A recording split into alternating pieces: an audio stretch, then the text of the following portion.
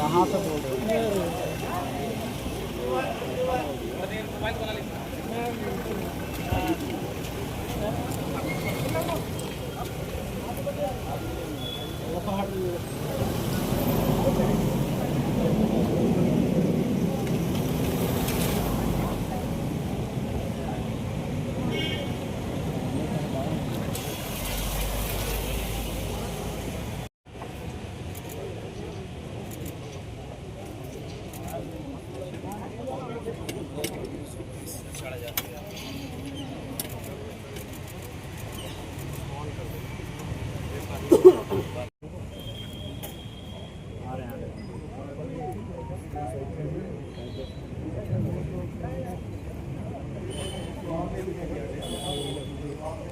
सांसद लोकसभा के खम्मम तेलंगाना से रघुराम रेड्डी जी, कांग्रेस पार्टी के सीएलपी लीडर प्रदीप यादव जी, सारे सांसद यहाँ, और जो सबसे महत्वपूर्ण व्यक्ति यहाँ हैं आज हम लोगों के साथ, जॉइंट ऑपोजिशन कैंडिडेट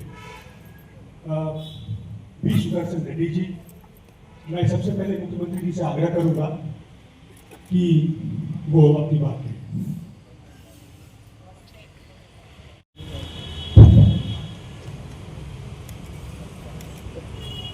आज के इस प्रेस वार्ता में आप सभी पत्रकार भाइयों का स्वागत है। और आज जिस वजह से यहाँ हम लोग एकत्रित हुए हैं, ये भी मोटा मोटी विषय आप सब लोगों को मालूम है। अभी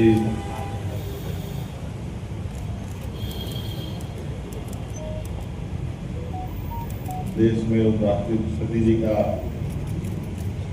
पद खाली होने के बाद नए उपराष्ट्रपति का चुनाव होना है, और इसके लिए सत्ता पक्ष और विपक्ष दोनों अपने अपने तैयारी में हैं।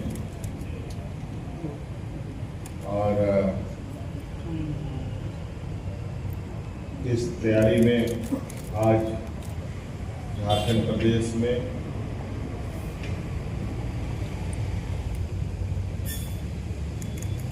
यूपीए की तरफ से जो कैंडिडेट हैं बी सुदर्शन रेड्डी जी, वो भी आज यहाँ मौजूद हैं। राज्य के हमारे कांग्रेस प्रभारी भी मौजूद हैं। तेलंगाना से आए रघुराम रेड्डी जी भी हैं, सभी हमारे सांसद भी हैं कांग्रेस के जेवन के। और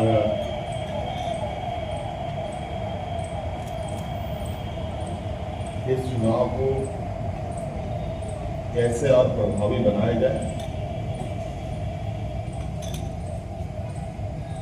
ये हम सब लोगों की सोच है। और इसको लेकर हम लोग आज यहाँ एकत्रित हुए हैं।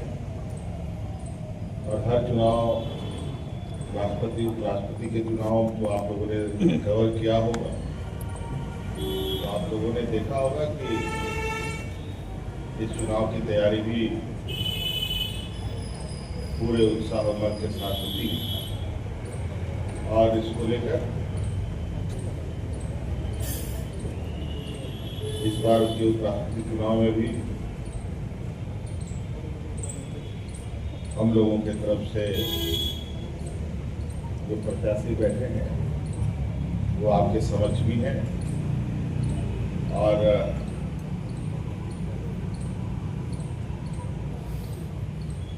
जितने भी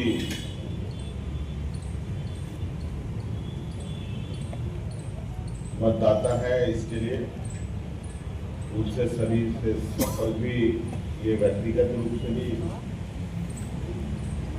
संपर्क कर रहे हैं और दल के साथ भी इनका संपर्क चल रहा है। और उसी क्रम में झारखंड प्रदेश भी इनका आगमन हुआ है। हम सब लोग इनका जोर से स्वागत करते हैं और हमारा मत होगा कि हम सब लोग इनको कैसे विजय बनाए, इसके लिए आगे की रणनीति सुनिश्चित करेंगे। इसलिए आज हम लोगों ने बैठक की है। 9 तारीख को आई थी, 9 तारीख को मतदान होना है और इसको लेकर आगे के भी संपर्क अभियान हमारे प्रत्याशी महोदय का होना है। इसलिए दूसरे भारतीय दौरा को लेकर हम चाहेंगे कि यूपी की तरफ से घोषित प्रत्याशी रेड्डी साहब खुद आपको इसकी आवश्यकता कराएं। धन्यवाद।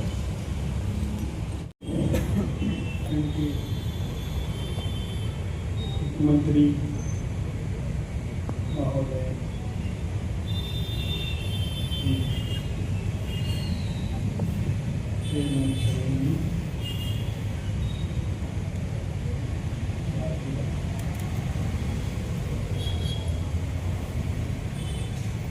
मीडिया के यहाँ पे उपस्थित नेतागण, पार्लियामेंट्री सदस्य, मंत्री के मंत्रिमंडल के सदस्य भी है यहाँ पे, आप सबको मेरा प्रणाम। अगर सबसे पहले I would like to express my heartfelt condolences on the sad demise of Guruji, who devoted all his life for the welfare of the people and achieved his lifetime ambition of the carving of a separate state for the people. Jharkhand state stands as it is because of his tireless effort. मैं मेरे तरफ से श्रद्धांजलि देता हूँ और अभी मुख्यमंत्री जी ने आपको बता ही दिए मैं आपके सामने क्यों बैठा हूँ और क्यों मैं यहाँ तक आया हूँ। मुख्यमंत्री जी से मिलकर उनके समर्थन मांगने के लिए जरूर आया हूँ। अभी बैठकर कुछ बातें कर रहे थे, देश की क्या परिस्थिति है, क्या माहौल है, इस पे थोड़ा इंटरव्यू भी है। And there was a conversation between us as to what is happening exactly. And the Constitution of India has a law established. When I ready, the Constitution of India has begun in the year 1971 and it still continues. And I have agreed to be the candidate of the opposition political parties, thinking that this election is also part of the same journey. Office of the Vice President is an important constitutional institution. आवाज स्पष्ट नहीं आ रही है जी अभी बराबर है कि नहीं? और हिंदी में बोला जाए। हिंदी में हिंदी में तो थोड़ा बहुत तो बोलता हूँ अच्छी बोलते हैं। हाँ, हिंदी में तो थोड़ा बहुत बोलता हूँ, लेकिन नहीं मिक्स बोलिए, मिक्स चलेगा। हाँ हाँ मिक्स बोल रहा हूँ सर, इसीलिए कभी हिंदी में, कभी इंग्लिश में। बहुत कुछ सीखे हैं लाइफ में, मगर हिंदी में भाषण तो देने का अब तक नहीं हो पाया। चलिए मौका मिल गया आपको। और हम हैदराबाद के हैं, थोड़ा बहुत बात कर ही देते हैं। और अगर कुछ सवाल है तो समझ सकते हैं, ऐसा नहीं कि ये नहीं मैं बोलूँगा कि मैं तो आप हिंदी में कुछ पूछना नहीं कर सकते।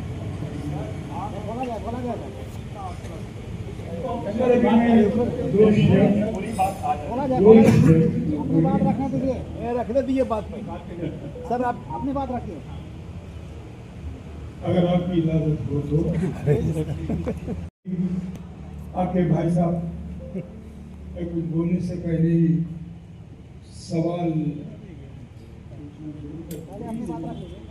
इसलिए मैं रुका।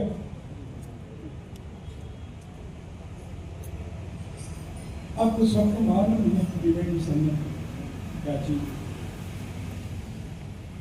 कॉन्फ्रेंस ऑफ 3 रिवर्स, वैसे संविधान का भी एक डिवाइड संघ है, वो है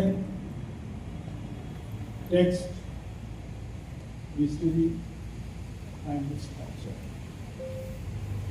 अभी आप संविधान हाथ में लेकर एक एक अधिकरण अगर पढ़ते जाएंगे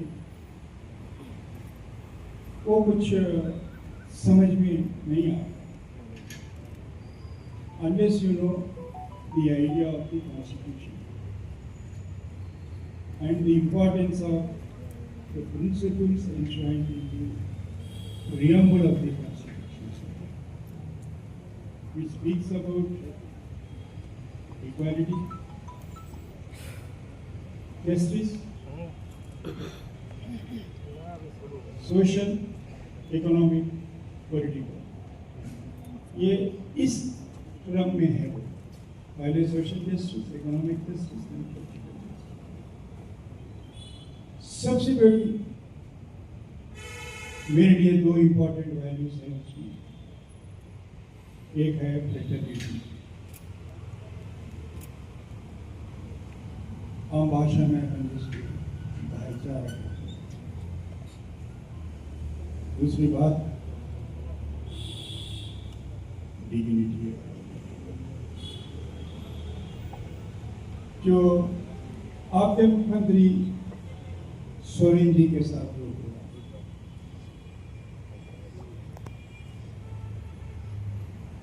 वो आप सब जानते हैं। जिस तरीके से उन पर कुछ इल्जाम लगाए और जजमेंट मैं नहीं दे रहा हूँ आज, सुप्रीम कोर्ट से there is no iota of truth and all the allegations made against imaginary। क्यों ऐसा हालात देश में पैदा हुए, कौन इनकी जिम्मेदारी है? सोरेन जी अपने साथ बैठे हुए हैं because of the judicial process and he holds the judiciary in high esteem, and of course I also hold the judiciary। but एक सवाल मेरे मन में हमेशा उठता है कि what happened to his dignity?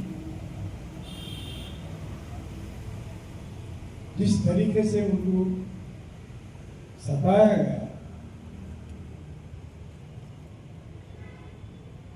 जिस तरीके से उनके साथ बर्ताव किए हैं, डिग्निटी अभी जो मैं बात कर रहा था, प्रतिष्ठा, व्यक्तिगत प्रतिष्ठा, वो तो भंग हो गई है। तो कौन जिम्मेदार है इनके लिए? All those constitutional functionaries who are involved in this process are responsible for violating the individual dignity of Shri Hemant Soren as guaranteed by the Constitution. So in his arrest, I see the violation of provisions of the Constitution. मैं इसीलिए त्रिवेणी संगम के बारे में, conference के बारे में, constitution history मालूम होना चाहिए, टेक्स्ट मालूम होना चाहिए, इसका स्ट्रक्चर भी मालूम होना चाहिए। इलेक्टेड रिप्रेजेंटेटिव्स और repositories of people's faith and trust. So what should happen to the faith and trust that was reposed in Mr. Hemant Soren and his cabinet colleagues when he was incarcerated for no valid reasons? ये अहम सवाल का जवाब अपन मांगते ही रहना, इसका जवाब तब तक नहीं मिलता फिर डेमोक्रेसी का कोई मतलब नहीं। ये परंपरा देखिए ना, ये क्या हो रहा है। आप लोग तो पत्रकार हैं, पढ़े लिखे हैं, सब कुछ जानते हैं। Somebody said Indians have become voters first and citizens later. क्यों बोला गया है? आप लोग बता सकते हैं? कॉन्स्टेंट असेंबली डिबेट्स राजनाग परिषद चर्चा जारी थी, अभी प्रियम्बल भी नहीं बना था। Simultaneously constitution adviser BN Rao साहब के नेतृत्व में इलेक्टोरल रोल्स का प्रिपरेशन हो रहा था। That's why it is said Indians have become voters first and the citizens later. Citizenship was not defined at that time. Refugees were pouring in.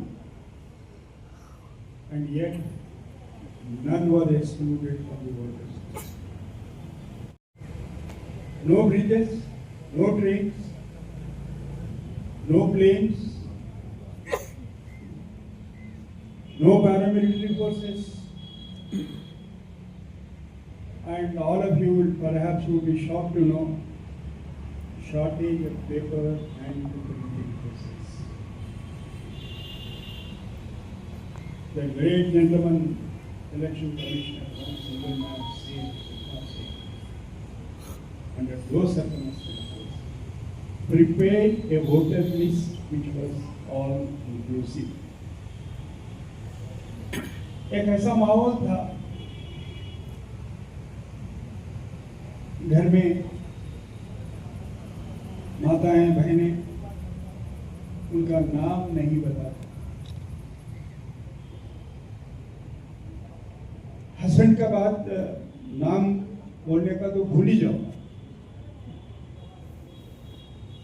It is under दो circumstances, अगर आप voter list देंगे तो आपको मालूम हो जाएगा ABCD wife of so and so, and there were no concept of house numbers, किसी का घर का नंबर नहीं। So they have decided start from northeast and end it at southwest. तो फिर उसको लेकर कहाँ तक पहुँच गए? सर, पार्लियामेंट के मेंबर्स पीछे खड़े हुए वो लोग बोलते हैं while they are addressing the house, अध्यक्ष जी को सर कहते हैं। अभी एक नया सर मुसीबत आ गई है। ये क्या सर क्या चीज होती है? स्पेशल डिवीजन हो सकती है, rules and the constitution and the same. Nobody can dispute that electoral rolls must be updated. Nobody disputes that such of those who are not announced as their names should be struck out. But ये intensive exclusion क्या चीज होती है? And कई जगहों पे intensive inclusion होता है, ऑल ऑफ ए सडन आबादी बढ़ती है। क्यों मैं इसकी जिक्र कर? Election commission is a high powered constitutional body. Its duty is to conduct free and fair elections. अगर आप ये संविधान को जानते हैं, आप सब लोग पढ़े लिखे हैं, कहीं भी एक्सप्रेशन पावर में functions and duties of the Prime Minister, functions and duties of the Election Commission of India, functions and duties of the Council of Ministers headed by the Chief Minister। ऐसे बातें होती हैं। फिर ये power कहाँ से आ गई?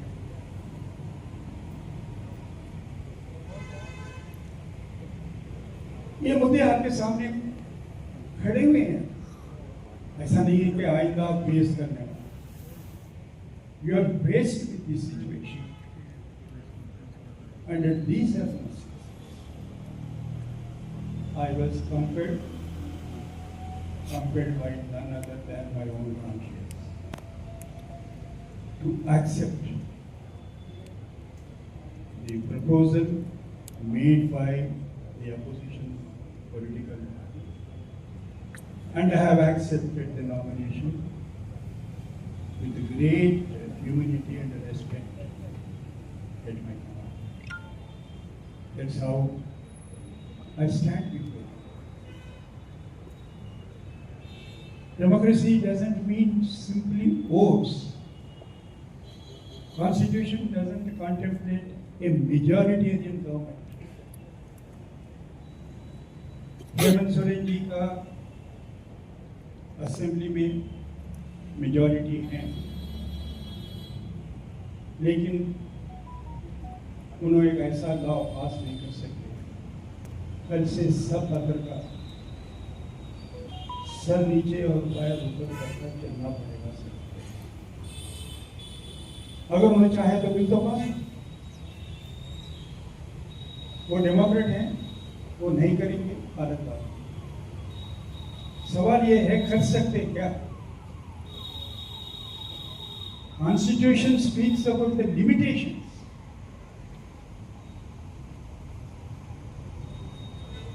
And this important thing we forget. And we talk about majority, we have the majority, we can do anything. Under the active consideration of the Joint Parliamentary Committee, which will be scrutinized by the members of the House, both the members of the House. फिर इसका report आएगा, तो इसके बाद में उस पर चर्चा करेंगे। एक सवाल मेरा है, Constitution. That is the oath which I have taken. Protect and defend the Constitution of India. वो है राष्ट्रपति और उपराष्ट्रपति। जहाँ तक स्टेट की सवाल है, सिर्फ राज्यपाल महोदय का पास। तो supreme court is not the defender and protector of the constitution. Supreme court interprets the constitution, supreme court upholds the constitution, supreme court respects the constitution. ये डिस्ट्रिक्ट सभा सांसद उसने विपक्ष के लिए, तो क्या आपके अंतरात्मा और अपनी चंद्रबाबू राधा कृष्णन जी। तो ऐसे में आपने जितनी भी बातें कही हैं संविधान से संबंधित या जिनके लिए आपने बात कही, तो भाईचारा वाली भी जो बात आपने कही, ठीक है, जीत हार तो होती रही, वो जीत हार कोई मायने नहीं रखती है। हारने के लिए तो लक्ष्मीबाई भी हार गई थी, मैं इसे नहीं मानता। हमें केवल एक सवाल का जवाब दीजिए कि जिस राधा कृष्णन जी ने राजभवन में हेमंत सोरेन जी को गिरफ्तार करवाया था संविधान को ताक पर रख करके, और हेमंत जी भी बगल में आपके बैठे हुए हैं, उनका स्पंदन भी आपके पास जरूर ही पहुंच रहा होगा। आप बताइए कि कैसा फील कर रहे हैं, और अगर संभवतः मान लिया अगर कुछ कल्पना या परिकल्पना के इतर अगर चुनाव परिणाम आ गया तो आप क्या कहेंगे इस पर? ये तो बहुत बड़ा कमेंट्री है सर, सवाल का कमेंट्री है the state of affairs. Hemant ji हो गया ठीक है। और मेरे में जो चर्चा हुई, बातचीत हुई, माइको इसकी बातों को फिगर ही नहीं हो हो गया। अगर आप पूछते हैं, and more particularly about the rival candidate, because I want this election to be one of the most decent and fair election ever witnessed by India in recent years. इसलिए मैं वो चर्चा को इंडिविजुअल ओरिएंटेड सर एक